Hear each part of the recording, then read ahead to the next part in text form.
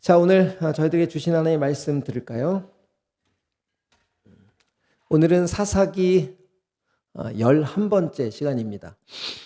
10번째 시간입니다. 벌써 사사기가 10번째라면 2달이 지나서 2달 반이 됐네요. 지난주 사사기 5장 말미부터 6장 1절까지 드보라와 바락의 노래를 통해서 이스라엘 백성들의 상태를 표현했습니다. 나라에 전쟁이 터졌는데도 불구하고 돕지 않는 지파들을 이야기하면서 이스라엘 공동체가 지금 분열이 돼가고 있다라고 하는 것을 표현하고 있었죠. 이스라엘 백성들은 원래 인권 없이 어디에 살았습니까? 가나안에 오기 전에 애굽이라는 곳에 종살이를 하고 있었어요. 거기서는 인권도 없었습니다. 그리고 아이를 낳으면 거의 마지막에는 남자 사내 아이면 내 손으로 죽여야 되는 그런 어려운 가운데 있었어요. 그때 종살이를 하면서 많은 인권이 빼앗기고 사람의 구실을 하지 못하는 그런 상태에 있던 이스라엘 백성들을 하나님은 그들을 구속하셨어요. 애굽에게 10가지의 재앙을 통해 하나님이 하나님 됨을, 그리고 마지막 재앙은 예수 그리스도의 예표로서 어린 양의 피를 문설주에 바르고 문인방에 바르고 그 안에 들어갔을 때, 그 말씀을 믿고 들어갔을 때 죽음의 사자가 넘어가는 놀라운 예수 그리스도의 예표를 통해서 그 백성들은 예수님 안에서 해방받고 구원받을 수 있었던 거죠. 그러니까 종살이에서부터 자유를 얻어 찾아 나왔습니다. 그리고 어디까지 갔느냐? 나라까지 주셨어요. 그런데 이 가나안 나라에 정착이 되면서 3대가 지나가니까 이들에게 터전이 생기고 자기의 집이 생기고 부유함이 생기고 편안함이 생기니까 이젠 서로 어떻게 했느냐? 가진 자와 없는 자를 구분하고 힘없는 자를 그 인권을 빼앗고 노동력을 착취하고 어떤 일이 벌어졌냐 하면요.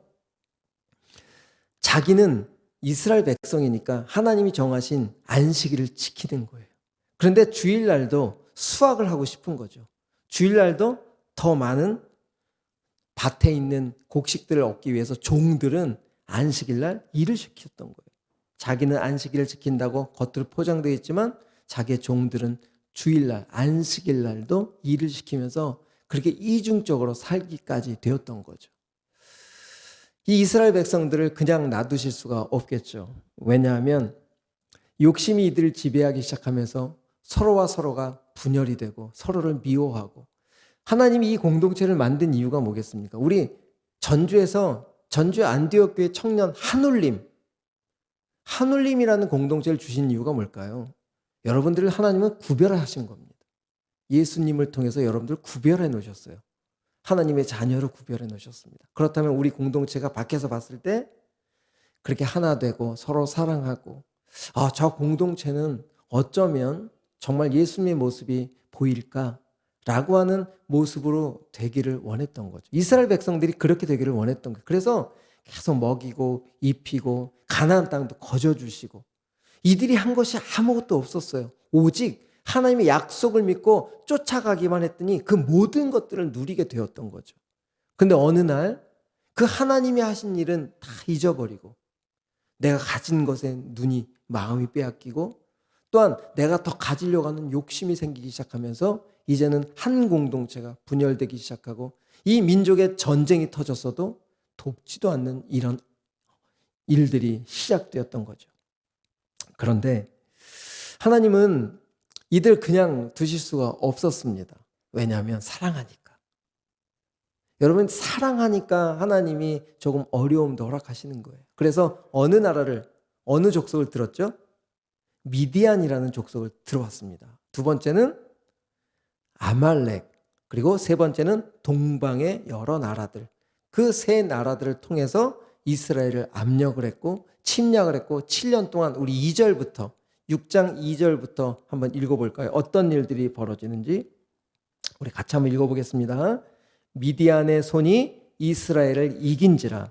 이스라엘 자손이 미디안으로 말미암아 산에서 웅덩이와 굴과 산성을 자기들을 위하여 만들었으며, 지금은 어떤 상황이에요? 터전이 다 빼앗겼어요.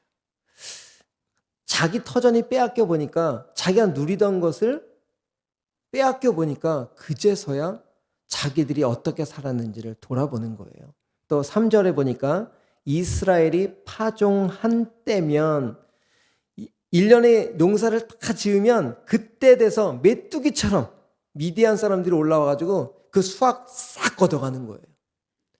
자기 배를 채웠던 것이 빼앗겨 보니까 미디안과 아말렉과 동방 사람들이 치러 올라와서 진을 치고 가사에 이르도록 블레셋의 끄트머리까지 아직 전 지역에 있는 단 한 톨도 남김없이 싹 뺏어갔다는 거예요. 더 이스라엘 가운데 먹을 것을 남겨두지 아니하며 양이나 소나 나귀도 남겨두지 않으셨다는 거예요. 좀 무정하시죠? 우리 하나님? 그렇죠. 백성으로 부르셨는데 땅까지 주셔놓고 왜 이제 와서, 이렇게 우리가 단면적으로 보면 하나님이 좀 무정하시고 좀 너무하시다. 그래서 어떤 친구가 지난주에 저한테 문자를 보냈어요. 좀 어려움을 과정 속에 있는 친구인데, 우리 청년 중에 한 사람인데, 왜 하나님은 매번 이런 시험을 주시죠? 이렇게. 여러분, 우리에게 하나님이 미워서 시험을 주실까요? 지금 이 이스라엘 백성들이 정말 미워서 미디안을 들어서 그렇게 7년 동안 모든 걸 빼앗아 가실까요? 다 이유가 있으시겠죠? 자기가 그렇게 소유로 욕심을 취했던 그것들이 좀 뺏겨봐야 우리 인간은 돌아봅니다. 내 자신이 어떤지를 돌아볼 수 있는 방법은 말로 안 돼요. 왜 우리가 그렇게까지 변했죠? 우리가 훈계를 하고 좀 돌아와라. 하나님 미리 이 전에 드보라를 통해서 몇 년간을 함께 하셨어요. 40년 동안의 평안을 주셨어요. 얼마나 말씀을 많이 하셨겠어요. 내가 너와 함께 하니까 이렇게 평안하잖아. 그러면 그 하나님의 말씀을 잘 따라야 되는데, 이들이 조금 배부르니까 또 죄의 본성이 우리를 장악해버려서 금방 하나님이 아닌 다른 것에 우리의 마음과 시선이 빼앗겼다. 이건 누구를 얘기할까요? 바로 우리들을 이야기하고 있습니다.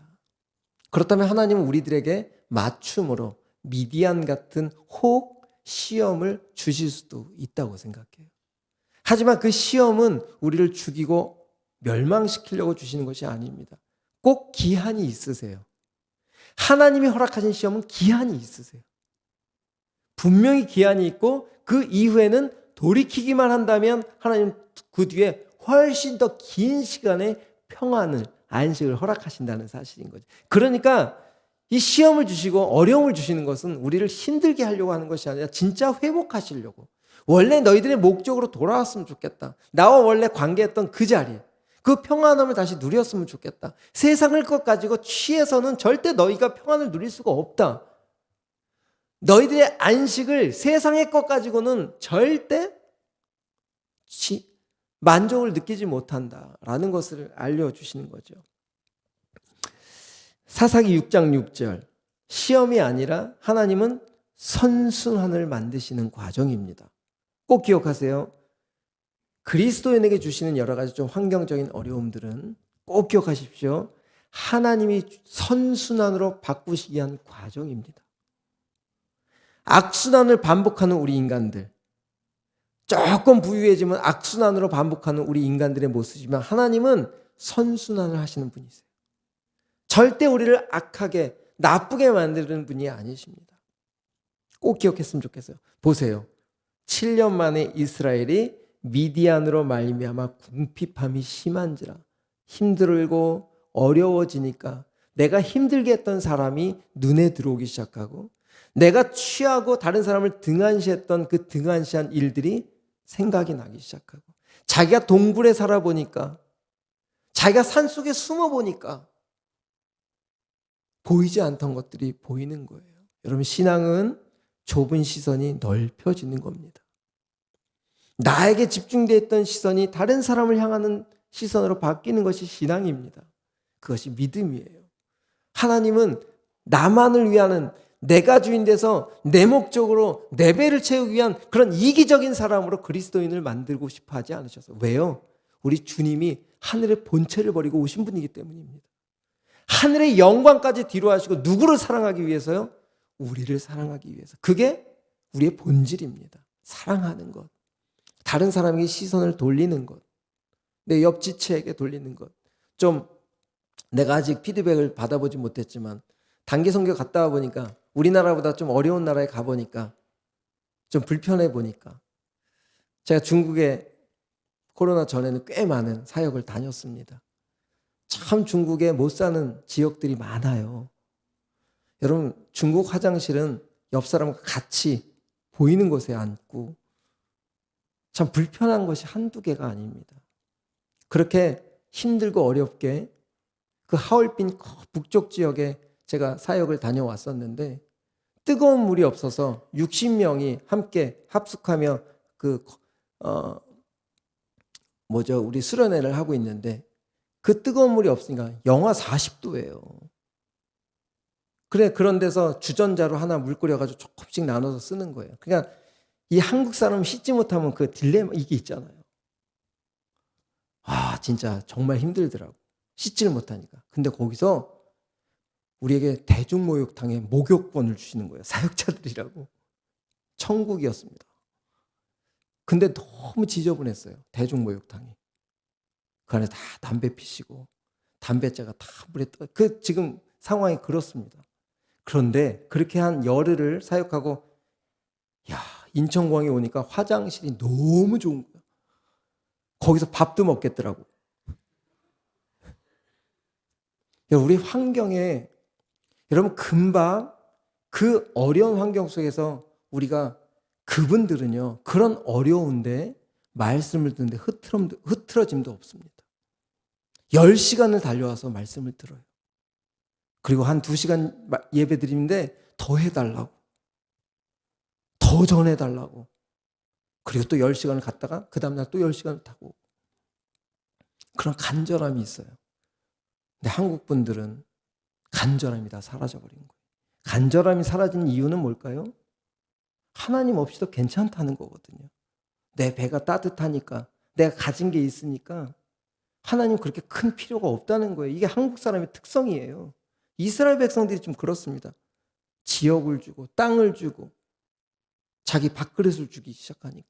이거는 정말 하나님과 더 연합돼서 서로 사랑하라고 주셨던 것을 반대로 자기를 위해서 쓰고 있는 이런 모습. 그런데 이에 이스라엘 자손이 여호와께 부르짖더라. 참 감사하죠. 그 시험, 선순환의 과정을 하나님은 다시 시행하십니다. 그렇게 욕심대로 살고 자기 마음대로 살아도 어느 순간 그 힘듦 때문에 하나님만 찾는다면 우리 하나님은 바로 즉시 응답하시는 거예요. 우리 8절, 여호와께서 이스라엘 자손에게 한 선지자를 보내시니.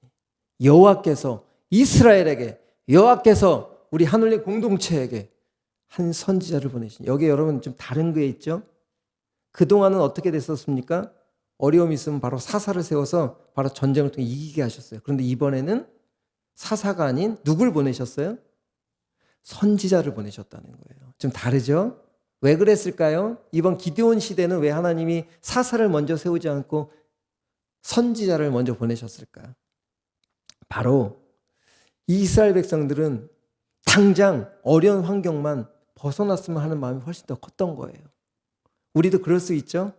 어려움이 닥치면 새벽 기도도 나오고 금요 기도도 나오고 하나님 이 환경 좀 벗어나면 제가 참 잘해보겠습니다. 근데 그 하나님 모르실까? 그때만 열정적으로 하나님 앞에 나오는 우리들의 모습 모르실까요? 하나님 그거 따지지 않습니다. 그렇게라도 나오기를 바라시는 거예요. 그런데 이번에는 좀 가르쳐주고 싶었던 거예요.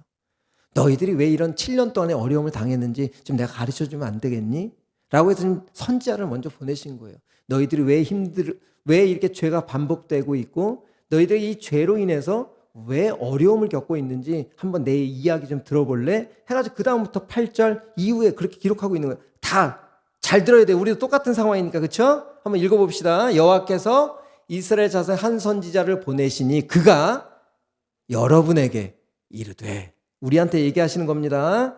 주님의 말씀을 한번 들어봅시다. 시작. 여호와께서 이같이 말씀하시기를 이스라엘의 하나님 내가 너희를 애굽에서 인도하여 내며 너희를 그 종되었던 집에서 나오게 하여 애굽 사람의 손과 너희를 학대하는 모든 자의 손에서 너희를 건져내고 그들을 너희 앞에 쫓아내고 그 땅을 너희에게 주었다. 무슨 이야기를 지금 다시 말씀하고 계시는 거예요? 너희가 어떻게 구원받았는지 첫사랑을 확인하라는 거예요. 너희들이 원래 어떤 존재였는지 확인하라는 겁니다. 애굽에서 좋은 문화, 화려한 문화, 세상의 우상을 섬기는 그 화려한 문화 속에서 살면서 아무리 좋아도 신분이 뭐였어요? 종이었습니다. 종. 종은 인권이 없어요. 애굽 땅에서 살지만 미래 보장이 없는 사람들. 그게 바로 이 땅을 살아가는 모든 사람들의 모습입니다. 이 땅을 살아가고 아무리 좋은 곳을 갖고 달려가도 그 끝이 천국이 아니라면, 사망이라면, 여러분, 그 길이 정말 행복한 길일까요? 내가 지금 잘 먹고 좋은 집에 살고, 예를 들어서 그것이 끝의 결과가 혹 지옥이라면, 이 땅에 아무리 좋게 살아도 결과가 그렇다면 지금 사는 것은 진짜 지옥이어야 되죠. 여러분, 그러나 오늘 하나님이 선지자를 통해서 이스라엘 백성들에게 그 죄가 반복되는 이유가 뭐냐면, 너희들이 원래 어떻게 구원을 받았는지, 어떤 은혜로 구원을 입었는지, 너희들이 이 땅을 어떻게 들어왔는지 다시 한번 확인해 보라는 거예요. 너희들이 정말 은혜로 사망을 살던 너희가 이제 하나님의 백성이 되었잖니. 너희들의 목적이 달라졌다는 거예요. 너희들이 이제 가는 방향이 틀려졌다는 거예요. 너희들이 세상을 향해 사는 사람들이 아니고, 너희들이 욕심을 향해 사는 사람들이 아니라 이제는 나와 함께 영원한 생명을 위해서 사는 존재가 되어야 되지 않겠니? 라고 지금 구원의 확신을 다시 한번 심어주고 있는 거예요. 여러분, 우리가 자꾸만 죄가 반복된다면 구원받은 근거에 대한 복음으로 돌아가야 됩니다. 그래서 많은 교회들이 좀 힘이 빠지는 것 같으면 매번 주제가 back to the gospel이에요. 복음으로 돌아가자. 말씀으로 돌아가자. 우리가 살 수 있는 방법은 바로 그거거든요. 그래서 우리 하나님은 선지자를 통해서 너희들이 지금 반복되어서 이렇게 힘들게 된 것은 말씀의 기준을 잃어버렸기 때문에. 여러분, 죄가 반복된다는 것은 내가 지금 기준이 세상의 기준에 있기 때문입니다. 하지만 그것이 말씀의 기준으로 옮기기 시작하면 죄는 말씀 앞에서 힘을 쓸 수가 없어요. 다시 말씀의 기준을 세웠으면 좋겠다. 그리고 계속해서 말씀을 이어가는데 10절에 두 번째 선지자가 이야기를 합니다. 너희들 죄가 왜 반복되느냐? 내가 또 너희에게 이르기를 나는 너희의 하나님 여호와니. 또 지금 하나님 계속 강조하는 게 뭐예요? 누구의 하나님이라는 거죠? 죄를 짓고 있고 계속 반복되게 악순환을 좀 행하고 있는 이스라엘 백성들이 누구의 자손이라는 거예요? 너희들 내 소속이라는 거예요. 여러분, 혹 이거는 예화가 될 수는 없지만, 내가 리더로 있는 공동체가 좀 안 좋은 역할들을 하고 있을 때 제가 그 공동체의 리더가 되고 싶을까요? 좀 모르는 척하고 싶지 않겠습니까? 근데 우리 하나님은 우리의 상태가 시궁창 같아도 어떨 때는 좀 벌레 같아도, 어떨 때는 계속 반복되는 하나님이 아닌 다른 곳을 향할지라도 나는 여전히 누구의 하나님이라는 거예요? 우리들의 하나님이시라는 거예요. 너희들이 그렇게 흔들려도 나는 너의 하나님이다. 난 너를 절대 포기할 수 없어 라고 말씀하시는 거죠. 그런데 나는 너를 포기하지 못하는데, 그 다음 절이 더 재밌어요. 너희가 거주하는 아모리 사람의 땅의 신들을 왜 두려워하니? 이게 무슨 소리입니까? 조금 더 읽어보면 너희가 내 목소리를 듣지 아니하였다.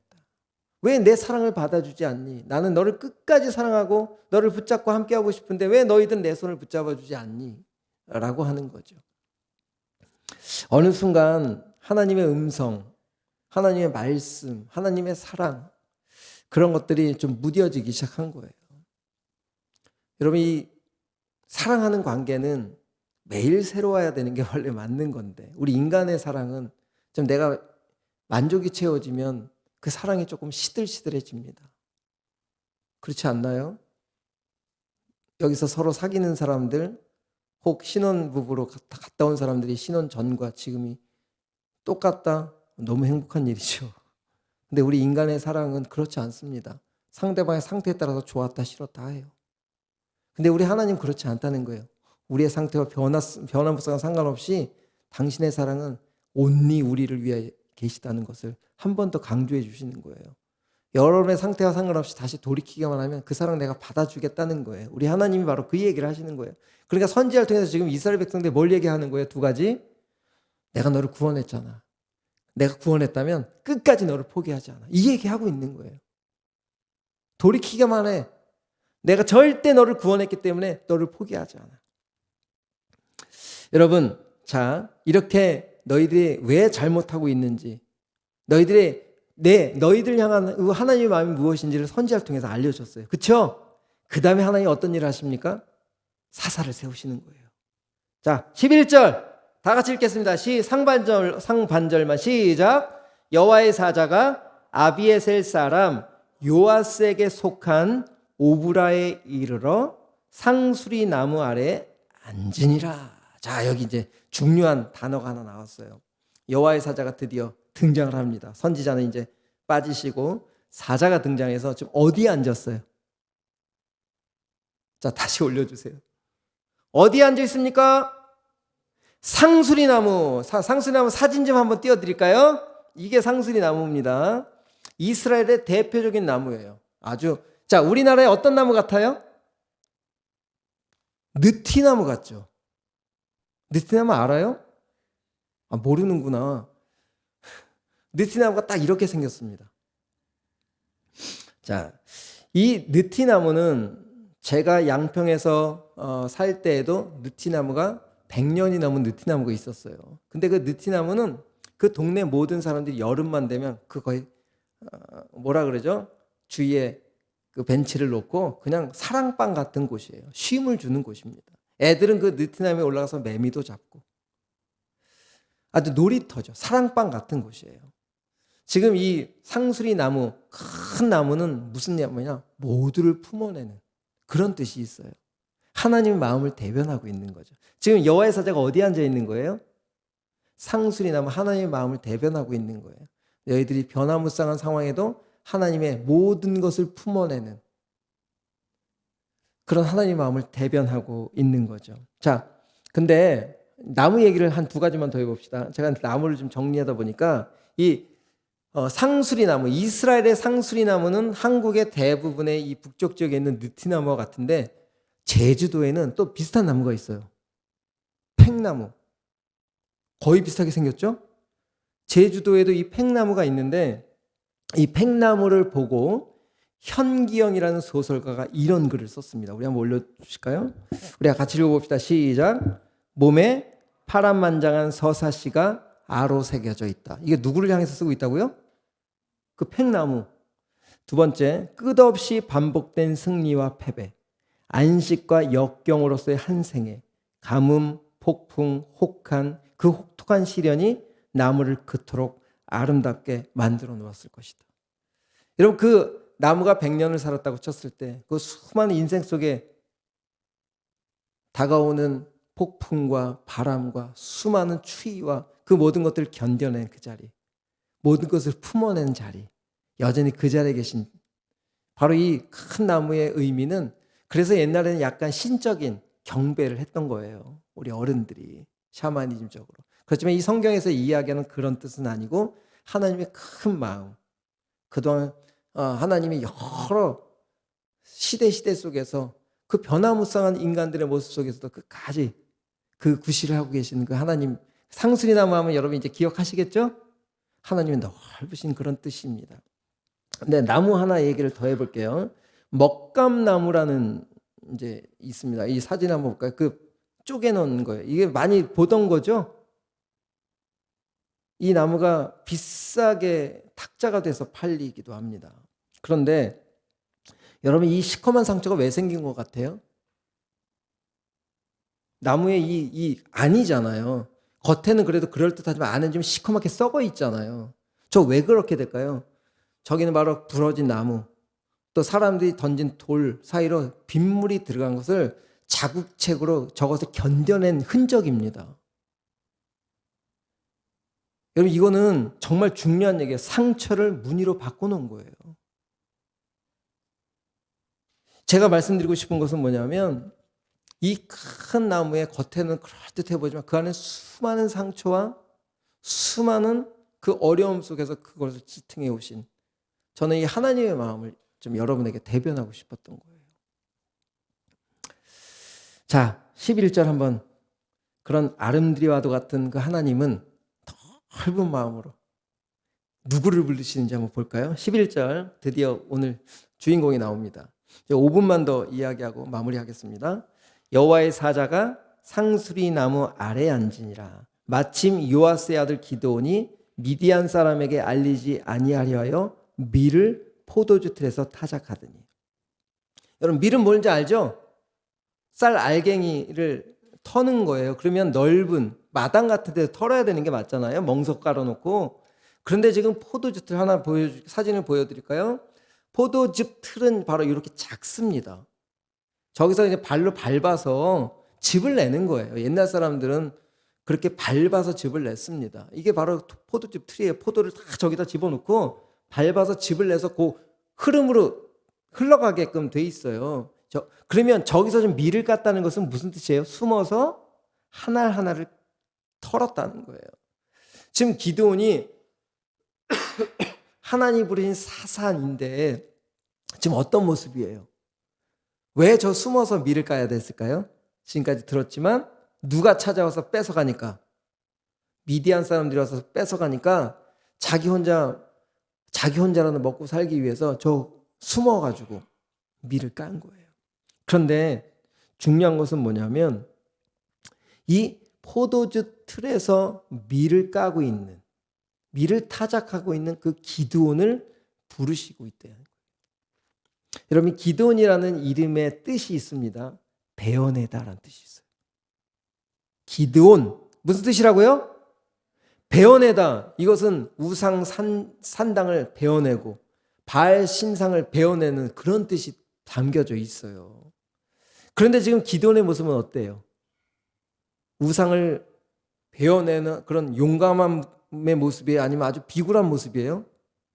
비굴하고 옹졸하고. 여러분, 이게 누구 얘기일까요? 우리 얘기죠.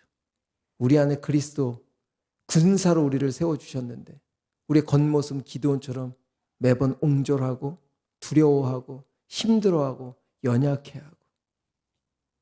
기드온 하면 누가 생각이 나야 될까요? 내가 생각이 나야 돼.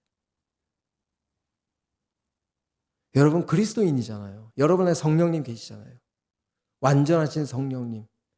여러분을 군사로 부르셨고 예수 그리스도의 신부로 부르셨고 이 땅에 사명자로 부르셨고, 그런데 겉은 기드온하고 똑같이 살고 있다는 거예요. 숨어서 두려워하고 예수님 드러낼 수도 없고 대화조차도 하지 못하는, 내 삶을 통해서 내가 무언가를 줄 수가 없으니까 예수 믿는 게 창피할 정도로 내가 그리스도인인 것을 당당하게 표현하지 못하는 기드온의 모습이 바로 우리들의 모습인 거죠. 그런데 하나님은 그런 모습 속에 있는 기드온을 선택하셨다는 거예요. 여러분, 여기서 박수 쳐야 되는 거예요. 이런 사람만 선택하지 않고 진짜 막 요셉 같은 사람 선택했어 봐. 우리가 갭이 얼마나 많이 생기겠어. 근데 이렇게 쭈글쭈글하고 옹졸하고 두려워하고 힘들어하는 그 기드온을 부르셔서 뭐라고 부르시느냐? 12절 결론입니다. 다 같이 읽겠습니다. 시작. 여호와의 사자가 기드온에게 나타나 이르시되 큰 용사여, 여호와께서 너와 함께 계시도다 하매. 할렐루야. 찬양팀 준비합시다. 여러분, 오늘 기도는 이제 다음 주에 활약에 대해서 얘기를 드릴 거예요. 여러분, 오늘 여러 가지를 얘기를 했는데 기드온이라는 존재 자체가 겉으로 보기에는 정말 비현실적으로 너무 연약해 보여. 근데 하나님은 그를 뭐라고 부르신다고 지금? 큰 용사라고 부르신다는 거예요. 자, 왜 그러냐? 여러분, 하나님은 그 큰 용사라고 이야기했을 때 두 가지 의미로 부르신 거예요. 첫 번째, 제가 이렇게 썼습니다. 하나님의 사자가 큰 용사라고 부른 것은 하나님의 미래적 그림을 담아놓고 있다. 왜냐? 현재 너의 모습을 보고 선택한 것이 아니라 그 기도원 안에 깃들여 있는 하나님의 믿음이 있기 때문에, 하나님의 약속이 있기 때문에 그 가능성을 보고 부르신 것이다. 여러분 안에 가능성이 있습니까? 없습니까? 예수님을 믿는다면 당연히 있다는 사실인 거죠. 여러분 안에는 가능성이 있습니다. 그래서 여러분들에게 큰 용사로 부르신 거예요. 그래서 어떤 분이 믿음을 이렇게 표현하더라고요. 사과씨 하나에서 과수원을 보는 것이다. 멋있죠? 사과씨 같은 볼품없는 우리를 보고 하나님은 뭘 보고 계시다고요? 큰 과수원으로 보고 계시다는 거예요. 여러분, 요즘 마치 이런 생각을 했어요. 시몬이라는 그 어부를 누구로 부르셨죠? 반석 베드로로 부르신 것처럼. 처음에 얼마나 갈팡질팡했던 베드로였습니까? 시몬이었습니까? 근데 그 시몬을 뭐라고 부르셨다고요? 큰 용사여 베드로, 반석이라고 부르셨다는 거예요. 그래서 교육은 에듀카레, 많이 듣던 단어죠? 하여튼 그 업체가 있죠? 교육은 안에 있는 것을 밖으로 끄집어내는 것이 진짜 교육이다. 이게 그 뜻이에요. 에듀카레. 하나님은 지금 우리의 겉모습을 판단하지 않고 우리들 안에 있는 원래의 진정성, 가능성, 하나님이 함께 하신다면 당연히 행할 미래적인 가능성을 보고 우리를 오늘 큰 용사라고 부르셨다는 거예요. 여러분, 우리 예레미야 29장 11절 말씀 읽어보겠습니다. 예레미야 29장 11절 시작.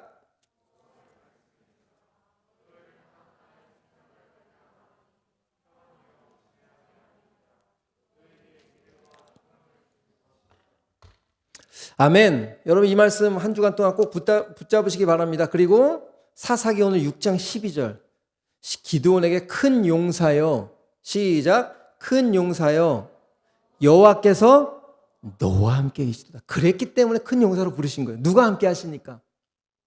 하나님이 함께 하실 거니까. 하나님이 여러분들과 함께 하십니다.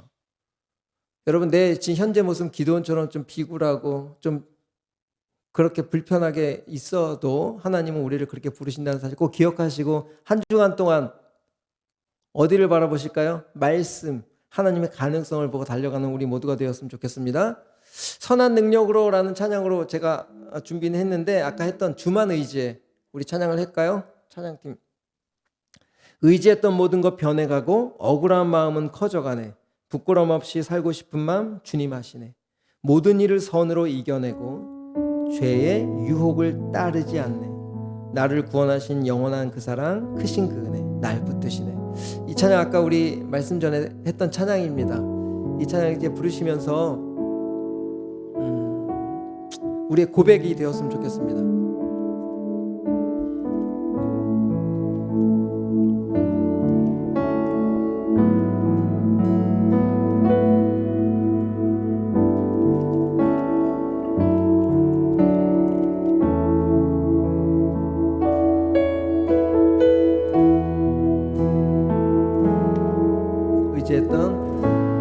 의지했던 모든 것 변해가고 억울한 마음은 커져가네. 부끄럼 없이 살고 싶은 마음 주님 하시네.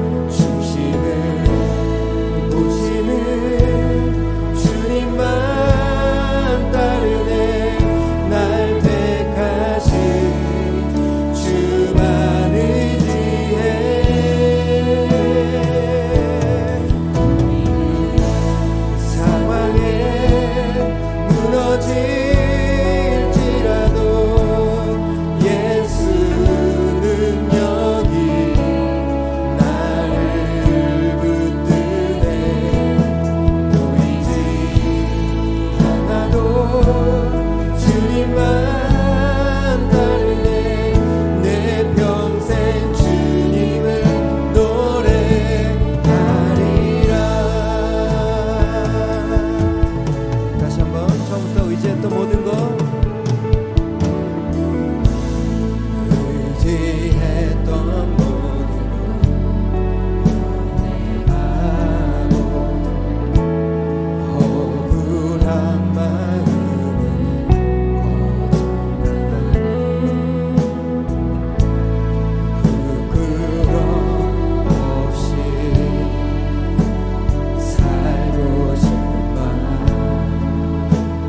주님 하시네 모든 일을 선으로 이겨내고 죄의 유혹을 따르지 않는 나를 구원하신 영원한 그 사랑 크신 우리를 붙드십니다. 선포합시다. 주어진 내 삶이 작게만 보여도 선하신 주 나를 이끄신 분의 중심을 모시는 주님만 따르니 날 택하신 주만을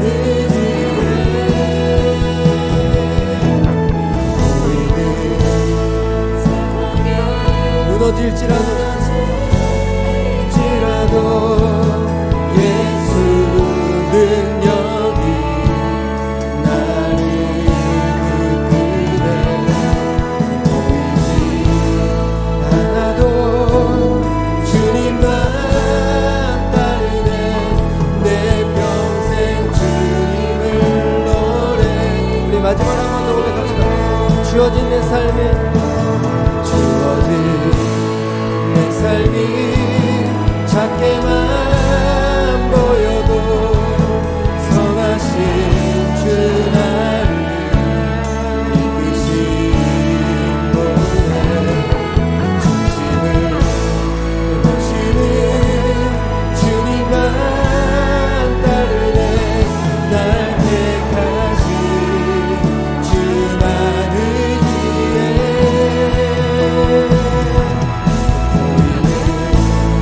상황에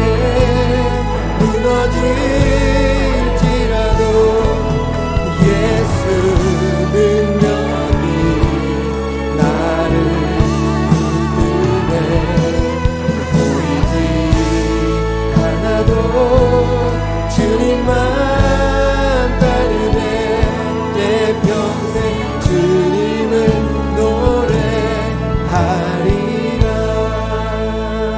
노래하리라. 여러분 이 가사처럼 될 줄 믿습니다. 너무 좋죠? 내 삶이 작게만 보이고 상황에 무너질지라도 예수 능력은 오늘 다시 한번 또 붙들어 주실 것입니다. 여러분 이 말씀 꼭 붙잡고 한 주간 큰 용사여 내가 너와 함께 하겠다. 이 말씀 꼭 붙잡고 일주일 동안 승리하는 우리 모두 되었으면 좋겠습니다. 우리 기도할까요? 우리 이렇게 건반에 맞춰서 기도하는데 큰 소리 안 하셔도 됩니다. 하나님 나를 큰 용사로 불러주셔서 감사합니다. 나도 지금 오늘 여전히 기도원처럼 포도주틀에서 다른 사람 눈치 보고 내가 뭘 할 수 없다라고 자괴감으로 그냥 무너져 있을지라도 하나님은 그런 기도원에게 바로 찾아오셨고 큰 용사로 부르셨습니다. 여러분 우리 환경보다 이 말씀 붙잡고 일어서는 우리 모두 되었으면 좋겠습니다. 우리 다 같이 기도하며 나갈까요?